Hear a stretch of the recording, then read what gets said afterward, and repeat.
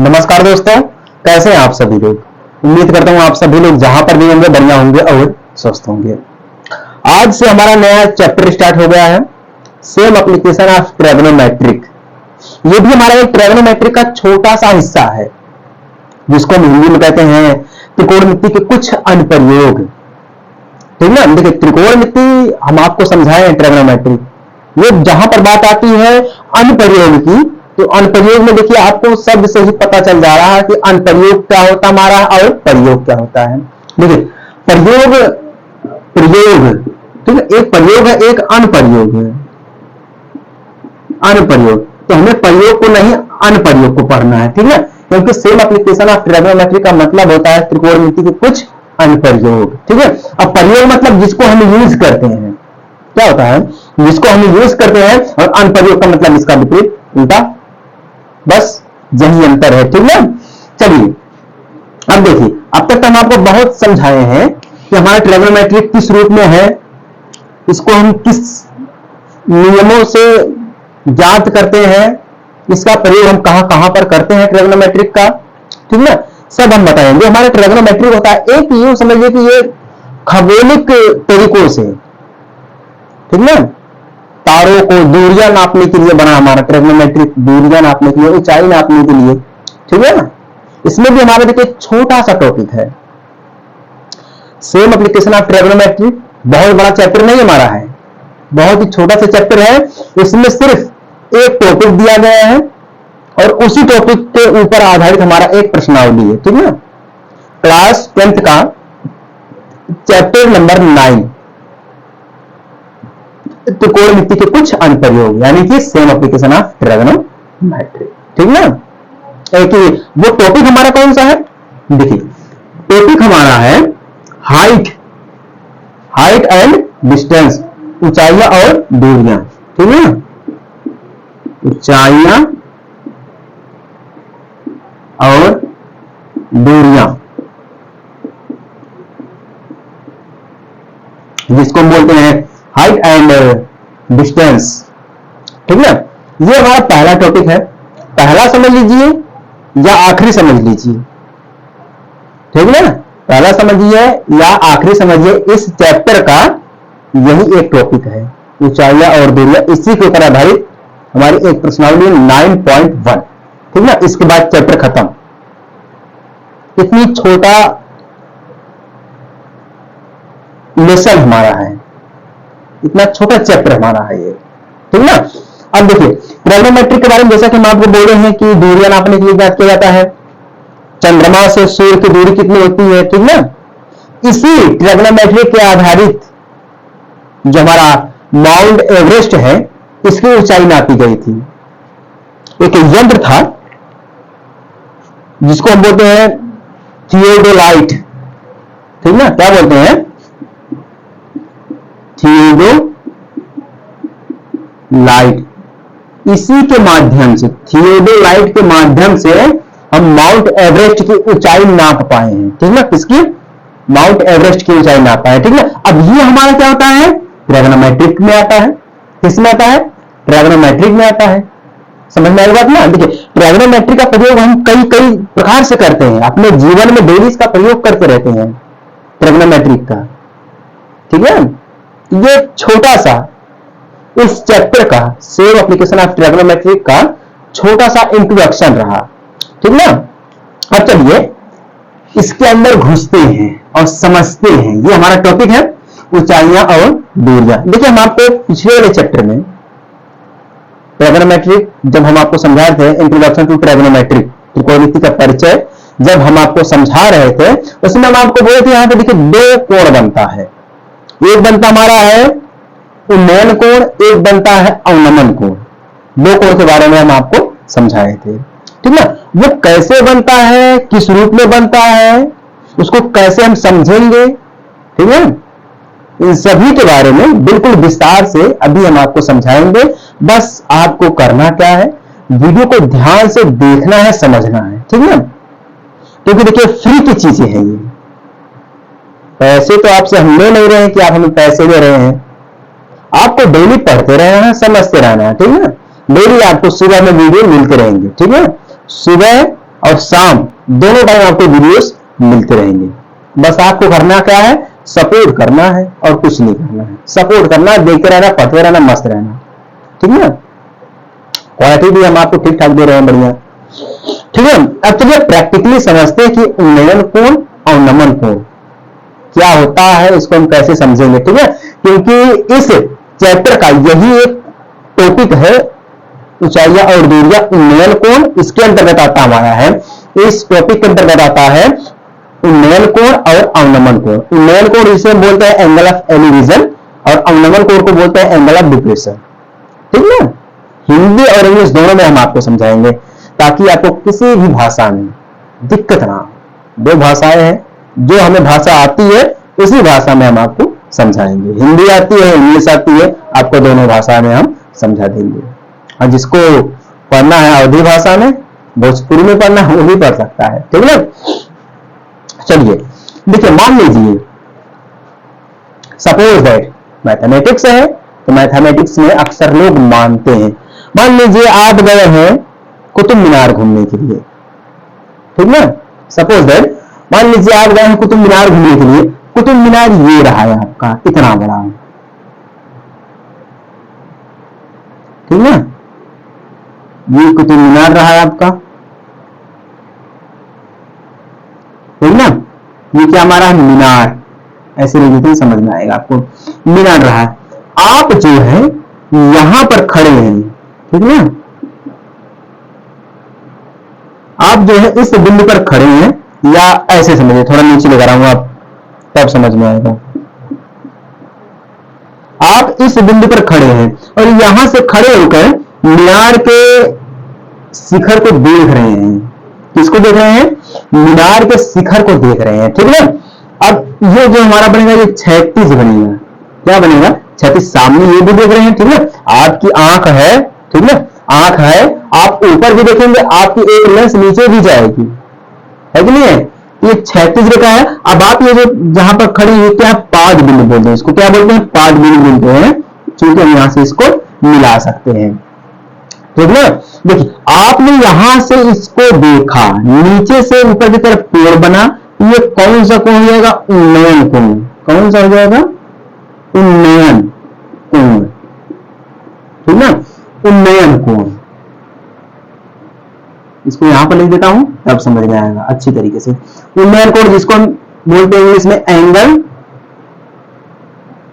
Of elevation, ठीक ना, angle of elevation बोलते हैं। अब देखिए, आप यहां से देख रहे हैं शिखर को, ठीक है। अब ये जो लेंस, ये जो लाइन बन रही है, लाइन जो ऊपर जा रही है, इसको हम बोलते हैं लाइन ऑफ साइट। क्या बोलते हैं? लाइन ऑफ साइट, ठीक है, दृष्टि रेखा। लाइन ऑफ साइट को क्या बोलते हैं? हिंदी में दृष्टि रेखा, ठीक है। इसीलिए हम आपको बोले हिंदी इंग्लिश दोनों में समझाएंगे, ठीक है। लाइन ऑफ साइट ये हमेशा रहेगा आपको, चाहे ऊपर से नीचे की तरफ देखे, चाहे नीचे से ऊपर की तरफ देखे, ये नहीं बदलेगा, लाइन ऑफ साइट, क्योंकि यही दृष्टि रेखा है। इसी से आप देखेंगे, चाहे ऊपर देखे चाहे नीचे देखे। समझ में आ गई बात ना? ये मीनार हो गया हमारा पूरा, ये उन्नयन कोण हो गया, ये लाइन ऑफ साइट, ठीक है, जिसको हम बोलते हैं एंगल ऑफ एलिवेशन, यानी कि उन्नयन कोण हो गया हमारा। समझ में आया? ये आपका क्या है? पाद बिंदु है। और ये जो हमारा क्या है? ये क्षैतिज रेखा जो आप नीचे यहां से देख रहे हैं, इसको मान लेते हैं ए, ठीक ना। ये हमारा हो गया ई, मान लेते हैं, इसको मान लेते हैं बी, ये हमारा हो गया सी, ठीक ना, डी एफ, इस प्रकार से मान लेते हैं। तो जो हमारा बनेगा ई सी, ये हमारा क्या बनेगा? क्षैतिज रेखा, क्षैतिज रेखा बनेगा, ठीक ना। इस प्रकार से ये बनेगा। तो यहाँ पे क्या हो, देखिए दूरियां भी नापी गई है और ऊंचाई भी नापी गई है। इसकी भी ऊंचाई है और इसकी दूरी भी है। कहां से कहां तक है? जहां पर आप खड़े हैं, जहां पर आप खड़े, पाद बिंदु सी पर खड़े हैं आप, यहां मीनार की दूरी, ठीक ना, ए, ये मीनार ये समझिए कि आप बी समझ लीजिए, ठीक है, कोई दिक्कत वाली बात नहीं है। यहां से आप यहां तक, इसकी जो दूरी होगी, डिस्टेंस, इसकी जो दूरी, सी बी की जो दूरी होगी, ये भी हमें ज्ञात करना पड़ेगा, क्योंकि यहाँ पे दिया गया दूरी और ऊंचाई दोनों दिया गया है। अब ऊंचाई क्या हो जाएगी, यहाँ पे देखिए ए और डी, वो समझ लीजिए कि ए डी, या समझ लीजिए ए एफ, ठीक है। तो ये हमारा क्या जाएगा, ए एफ समझ लीजिए क्या हो जाएगा, हमारा यहाँ पर दूरी ऊंचाई हो जाएगी, ठीक है। दूरी और ये हमारी होगी क्या है, ऊंचाई। समझ में आएगा था आपको ना, यही हमारा होता है उन्नयन कोण। ऐसे हम ज्ञात करते हैं। सबसे सिंपल तरीका मैं आपको बताऊं तो सबसे सिंपल तरीका ये है कि अगर आप नीचे से ऊपर की तरफ देखेंगे तो उन्नयन कोण बनेगा, बस इतना समझ लीजिएगा। समझ में आ रही बात ना। अभी हम आपको एग्जाम्पल के साथ में समझाएंगे बढ़िया तरीके से, ठीक ना।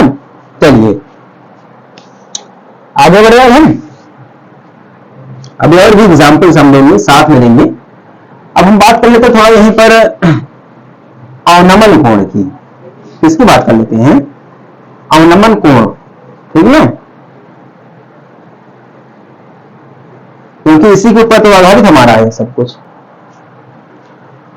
अवनमन कोण, अवनमन कोण जिसको हम बोलते हैं एंगल ऑफ डिप्रेशन,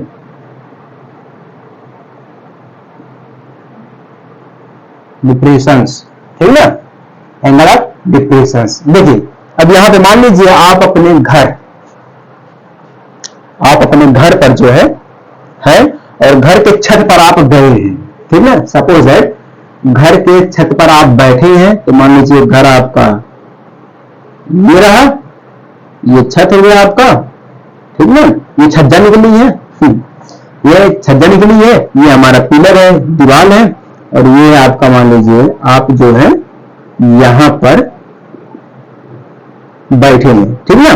बैठे समझिए खड़े हैं, ये समझिए खड़े हैं, ठीक ना। ये आपका घर है, आप यहां पर खड़े हैं, ठीक है।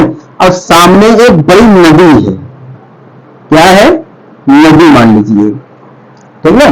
बढ़िया तरीके से समझाएंगे आपको, ठीक है। ये तो नहीं है क्या आप ये सोचेंगे कि सर फ्री में समझा रहे हैं तो इसका क्या मतलब है कि गलत समझाएंगे, नहीं। फ्री में हो या पैसे देकर पढ़ना हो, आपको समझाने का प्रयास तो हम पूरा करेंगे आप, ठीक है। ये बड़ी नदी है, ठीक ना। अब यहां पे समझ लीजिए कि एक जो है मंदिर है छोटा सा, ये छज्जा इसका है, ये इस प्रकार से बना है, यहाँ पे त्रिशूल लगा है, ठीक ना। और यहां पर मान लीजिए एक गमला रखा है, क्या रखा, गमला, गमले में क्या है, फूल है, ठीक है। आप जो है अपने घर के छत से खड़े होकर इस गमले को देख रहे हैं। किसको देख रहे हैं, इस गमले को देख रहे हैं, सपोज है, ठीक ना। तो आपकी क्षैतिज रेखा क्या है, सीधे जाएगी, ये क्या हो जाएगी, क्षैतिज रेखा। अब चूंकि ये देखिए यहां पर स्थित है, ठीक है, नीचे, और घर मकान का ये जो बनेगा ये पाद बिंदु हो जाएगा, क्या हो जाएगा, ये हो जाएगा पाद बिंदु आपका, कंफर्म हो गया ना। यहाँ पे जो कोण बनेगा वो कौन सा बनेगा, एंगल ऑफ डिप्रेशन, मतलब अवनमन कोण बनेगा। ये आपको क्षैतिज रेखा हो जाएगी। बाकी ये जो गई है ये आपकी क्या है, लाइंस ऑफ साइड, क्या है, लाइंस ऑफ साइड। ये अर्जुन रेखा की गमले को आप देख रहे हैं, ये लाइन ऑफ साइड हो गई, ये आपकी क्या होगी, क्षैतिज रेखा, ठीक ना, क्षैतिज रेखा हो गई, ठीक ना। ये आपका पाद बिंदु हो गया, समझ में आई। इस प्रकार से हम समझते हैं एंगल ऑफ डिप्रेशन। किसी को कोई दिक्कत है, इसीलिए बोलते हैं कि सेम एप्लीकेशन ऑफ ट्रिग्नोमेट्री, त्रिकोणमिति के कुछ अनुप्रयोग, प्रयोग नहीं बोला है, अनुप्रयोग बोला है, ठीक ना। तो इस प्रकार से हम समझते हैं angle of depression and angle of elevation, line, ठीक ना, लाइंस ऑफ साइड समझते हैं, क्षैतिज रेखा, पाद बिंदु। किसी को कोई दिक्कत है, किसी को कोई दिक्कत है तो हमसे सीधे सीधे कमेंट कर सकता है कि सर या भैया हमें दिक्कत हो रही है, आप हमें फिर से समझाइए, ठीक ना। अब चलिए एक एग्जाम्पल ले लेते हैं, ठीक ना। एग्जाम्पल ले लेते हैं, एग्जाम्पल भी बहुत जोर डाल लेंगे हम, ऐसी बात नहीं है। बोल रहा एग्जाम्पल में धरती पर एक मीनार ऊर्ध्वाधर खड़ी है, धरती के एक बिंदु से जो मीनार के पाद बिंदु से 15 मीटर दूर है, मीनार के शिखर का उन्नयन कोण ज्ञात कीजिए। उन्नयन कोण 60 अंश दिया गया, मीनार की ऊंचाई ज्ञात करना हमें, ठीक है। स्क्रीन पे आपको दिख रहा होगा, आप वहां से भी देख सकते हैं, ठीक है। स्क्रीन पे दिख रहा है। यहाँ पे देखो धरती पर क्या खड़ा है, एक ऊर्ध्वाधर मीनार खड़ा है। क्या खड़ा है? मीनार खड़ा है, ठीक ना। ये समझिए क्या है, आपका मीनार खड़ा है, ठीक ना। अब क्या बोल रहा है, धरती के एक बिंदु से जो मीनार के 5 बिंदु हमारा ये है मीनार का एक बिंदु मान लीजिए आपका ये, ठीक ना। कितनी दूर पर है? ये 15 मीटर दूर बोला है, 15 मीटर दूर बोला है, ठीक ना। अब क्या बोल रहा है, मीनार के शिखर का उन्नयन कोण, मीनार का जो शिखर होगा ये वाला चीज, तो यहां से ऊपर की तरफ जाएगा, यहां पे कोण बनेगा, कितने अंश का दिया है? 60 अंश का दिया गया है, ठीक है। एग्जाम्पल के तौर पे आपको समझा रहे हैं, 60 अंश का दिया गया है, तो ये हमारा हो गया ए और ये हमारा हो गया बी और ये हमारा हो गया सी, ठीक है। तो हमें क्या ज्ञात करना है? मीनार की ऊंचाई, मतलब हमें ए बी को ज्ञात करना है। किसको ज्ञात करना है? ए बी को ज्ञात करना है, ठीक ना। बीसी हमें पता है, ए बी को हमें ज्ञात करना है। तो अब देखिए यहां पे जो कोण हमारा बनेगा, कोण ए सी बी, क्या बनेगा? ए सी बी। अब ये हमारा क्या बना है? कौन सा कोण है? समकोण बना है, ठीक है। कौन सा कोण बना है? समकोण बना है। जब मीनार का उन्नयन कोण कितना होगा? 60 अंश होगा, तो मीनार का ये यहां से जाएगा तो कितना बनेगा? 60 अंश बनेगा। क्योंकि देखिए कोण नीचे बना है, नीचे यानी कि आप मीनार के शिखर को आप देख रहे हैं, तो क्या बनेगा? उन्नयन कोण, एंगल ऑफ एलिवेशन, नीचे से ऊपर की तरफ एंगल ऑफ एलिवेशन। तो यहाँ पे कौन सा कोण लगेगा? उन्नयन कोण लगेगा, ठीक है। कौन सा कोण लगेगा? उन्नयन कोण लगेगा आपको। जब उन्नयन कोण लगेगा तो आप यहाँ पे मान सकते हैं, जब कोण ए सी बी है, यहाँ पे tan 60 मान सकते हैं, tan 60 अंश मान सकते हैं, या फिर cot 60 अंश मान सकते हैं, ठीक है। या tan माने या cot माने, कोई दिक्कत वाली बात नहीं है। चलिए हम tan को ले लेते हैं, ठीक ना। जब हम tan को ले लेंगे तो हमें ज्ञात क्या करना है? ए बी को ज्ञात करना है। तो tan 60 अंश, ठीक है, इक्वल में A B plus A C, sorry A B plus B C, क्या रहेगा? बी सी रहेगा। क्यों बी सी रहेगा? क्योंकि tan का मतलब होता है लंब बटा में आधार, ठीक है। क्योंकि हमें क्या ज्ञात करना है? लंब ज्ञात करना है, आधार दिया गया है, तो इसलिए हम tan 60 अंश लेंगे। या cot 60 अंश लेते हैं तो tan का उल्टा क्या होता है? cot होता है। तो अगर हम मान लीजिए हम cot को लेते हैं, cot 60 अंश को लेते हैं, तो अब हमारा क्या जाएगा? BC बटा में AB, ठीक है। क्या हो जाएगा? BC बटा में AB हो जाएगा। इससे बढ़िया हमारा tan ही ठीक है, ठीक ना। tan ही हम ले सकते हैं। जब tan ले लेंगे तो tan 60 अंश का मान कितना होता है? रूट में 3 होता है, सभी को पता है। इससे पहले वाले चैप्टर में इंट्रोडक्शन ऑफ ट्रिग्नोमेट्री में हम आपको समझाए हैं कि टेबल किस प्रकार से होती है, टेबल को हम कैसे समझते हैं, कितनी आसान भाषा में हम करते हैं, ठीक है। tan 60 अंश, ए बी हमें पता नहीं, तो ए बी को हमें ज्ञात करना है। बीसी कितना दिया गया है? 15 दिया गया है। जब ये 15 दिया गया तो तीनों गुणा कर देंगे तो कितना जाएगा? ए बी इक्वल 15 रूट में 3, कितना जाएगा? 15 रूट में 3 हो जाएगा। जब ये 15 रूट में 3 हो जाएगा तो ए बी का मान हमें कितना मिल गया है? 15 रूट में 3, बस बात खत्म। कितना हो जाएगा? ये 20 से हटा देंगे तो समझ में आएगा, 15 रूट में 3, ठीक ना। यही इसका फाइनल आंसर है। किसी को कोई दिक्कत? अगर किसी को कोई दिक्कत हो तो मुझे बता दीजिए। इतनी आसान है, ये बहुत आसान है। देखिए कोई भी चीज होती है, अगर आप उसको बढ़िया से ध्यान से देखेंगे, समझेंगे, तब आपको आसान लगेगा। अगर आप देखेंगे नहीं, समझेंगे नहीं, पढ़ेंगे ही नहीं, तो आपको आसान कहां से लगेगा? है? किसी चीज को समझने के लिए उसको गहराई से समझना पड़ता है, ठीक है। और अदरवाइज आपको एक बात बता दे रहा हूं कि जो आप एग्जाम्स की तैयारी करते हैं, एसएससी का हो गया, यूपीएससी का हो गया, यूपीएससी का हो गया, ठीक है। अदरवाइज कोई भी गवर्नमेंट एग्जाम हो गया, उसकी तैयारी कर रहे हैं आप, तो आपसे कहीं अलग से नहीं पूछता है। जो आप पहले बचपन में पढ़ चुके हैं वहीं से आपका पूछता है। कहने का मतलब ये है कि अगर आप जड़ को मजबूत बनाए रखेंगे ना तो पुल में जाते जाते आप समझ जाएंगे, ठीक है। तो पुल में कोई दिक्कत नहीं रहेगी, लंबा होता चला जाएगा। जड़ मजबूत है तो पुल अपने आप टिकी रहेगी। समझ में आई अपना। ये है एक छोटा सा एग्जाम्पल। चलिए, ये तो एग्जाम्पल से हमारा हो गया है।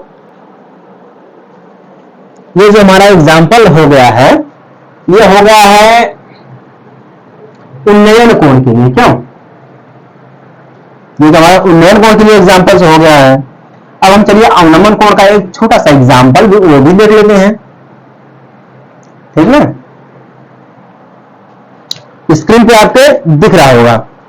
बोल रहा है कि एक बिजली मिस्त्री को एक 5 मीटर ऊंचे खंभे, कितने मीटर 5 मीटर ऊंचे खंभे पर आ गई खराबी का मरम्मत करनी है, ठीक है। मरम्मत का काम करने के लिए उसे खंभे के शिखर से 1.5 मीटर नीचे, 1.5 मीटर, 1.3 मीटर, हाँ 1.3 मीटर नीचे एक बिंदु तक वह पहुंचना चाहती है, ठीक है।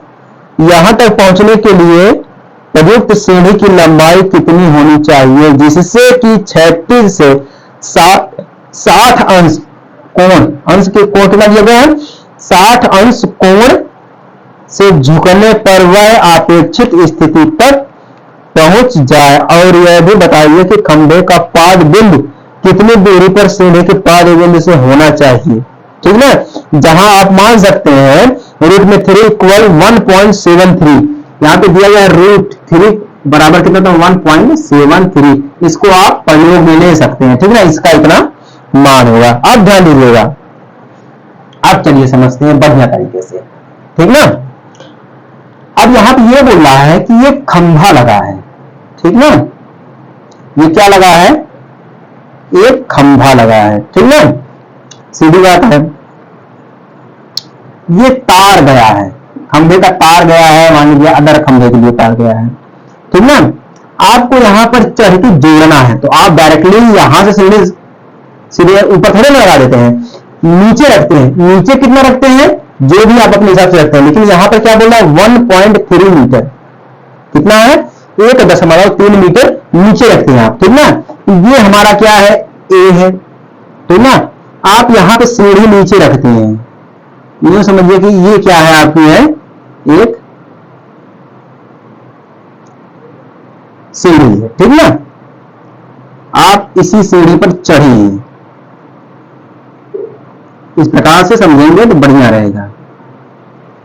आप इसी सीढ़ी पर चढ़े हैं और यहां पर आप चढ़ के तार बना रहे हैं, तार को जोड़ रहे हैं, तो ये मान लीजिए बी है, तो ये कितना कम है 1.3 मीटर, कितना नीचे है 1.3 मीटर है। आप इसको मान लीजिए डी, ठीक है।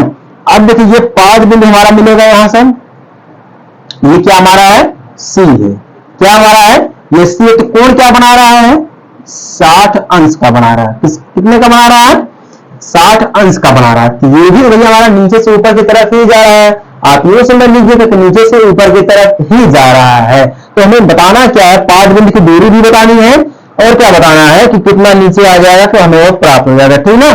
तो अब देखिए यहां पर लंबाई क्या बोला है, तो कोण हमारा यहां पर क्या बनेगा, एक तो बनेगा हमारा त्रिभुज BDC, क्या बनेगा BDC बनेगा, ठीक ना। एक ADC इस प्रकार से बनेगा। तो हम यहां पे मान सकते हैं सबसे पहले BD बटाने BC, BD बटाने BC ये लेंगे तो हमें ये पता चल जाएगा, ठीक है। DC तो क्या हमारा हो जाएगा sin 60 अंश, sin 60 अंश लेंगे, ठीक है। ये हमारा लंब हो जाएगा, ये हमारा क्या हो जाएगा आधार हो जाएगा। जब ये हमारा लंब हो जाएगा ये आधार हो जाएगा तो हम इसको लिख देते हैं BD क्या बोल रहा है, BD कितना दिया गया है रूट में तो 3.7 क्या है 3.7 BD। यहां पे क्या हो रहा है 5 मीटर चाहिए, खंभे की ऊंचाई कितनी है 5 मीटर दी गई है, ठीक है। कितना हो जाएगा, ये हमारा हो जाएगा BC इक्वल साइन 60 का मान रूट में 3 अपान में 2, रूट में 3 अपान में 2 होता है। तो हम इसको यहाँ पे सीधे सीधे कर सकते हैं, क्योंकि आगे बोला है रूट में 3 का जो मान हम मान सकते हैं 1 मान सकते हैं 1.73 मान सकते हैं, ठीक है। तो हम यहाँ पे BC बराबर करेंगे, BC बराबर करेंगे 3.7, ठीक है, मल्टीप्लाई 2, सीधे सीधे मान लीजिए क्या मल्टीप्लाई 2 रूट में 3, क्या है रूट में 3 है, इक्वल हम करेंगे तो 3 दूना 6 हमारा हो जाएगा और 7 दूना 14 जाएगा, ठीक है। कितना हो जाएगा 14 का डायरेक्ट हमारा काटेंगे तो 4.38, कितना 4.28 है, 28 मीटर, 4.28 मीटर। ये क्या मिला हमें है BC मिला, कितना सीढ़ी की लंबाई मिली, कितनी मिली सीढ़ी की लंबाई मिली, कितनी मिली है BC 4.28 मीटर, 4.28 मीटर मिली है। अब सीढ़ी की लंबाई कितना मिली है, इतना मिली है। अब हम बात करें यहाँ पे BC की, यहाँ पे देखिए BC बटा में BD, BC बटा में BD ये मान ले तो हमारा ये हो जाएगा, तो ये दूरी इसकी पता चल जाएगी, किसकी दूरी पता चल जाएगी, ये जो पाद बिंदु से सीढ़ी की दूरी है ये पता चल जाएगी, ठीक है। इक्वल में cot 60 अंश, cot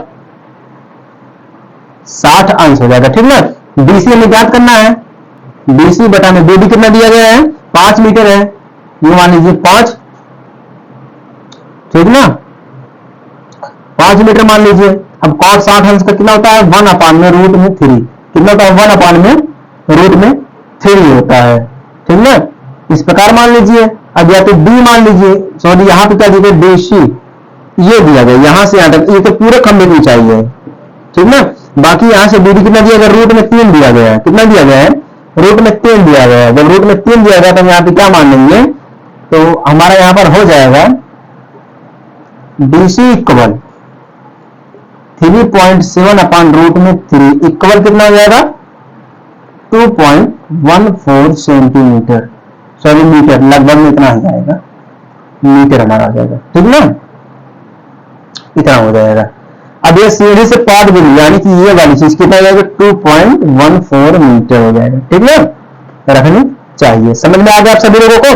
चलिए जिनको समझ में आ गया फटाफट से चैनल को सब्सक्राइब कर सकते हैं। अब चलिए हम आपको समझा देते हैं।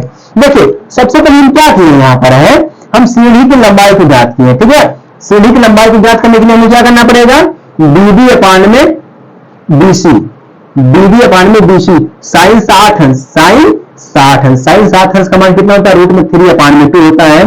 अब ये देखिए BD कितना है BD अप्रॉक्स मान लीजिए, ये वाली चीज दिया गया है, इसको हम माने हैं, ठीक ना, इसको हम माने 3.7 दिया गया, 3.7 ये भी दिया गया, रूट हटा के 3.7, ठीक है, क्योंकि यहां पर भी हम इसी को माने थे, ठीक है, BD को 3.7 बटा में BC, ये साइन का मान हो गया, इसका कर देंगे हम गुणा, ठीक है, गुणा कर देंगे तो हमारा कितना आ जाएगा 4.28 मीटर, ये क्या हमें मिल गया सीढ़ी की ऊंचाई मिल गई, ठीक है। अब हमें ज्ञात करना है BC को, यानी कि पाद बिंदु ज्ञात करना। पाद बिंदु ज्ञात करने के लिए क्या करेंगे हम BC अपान BD, तो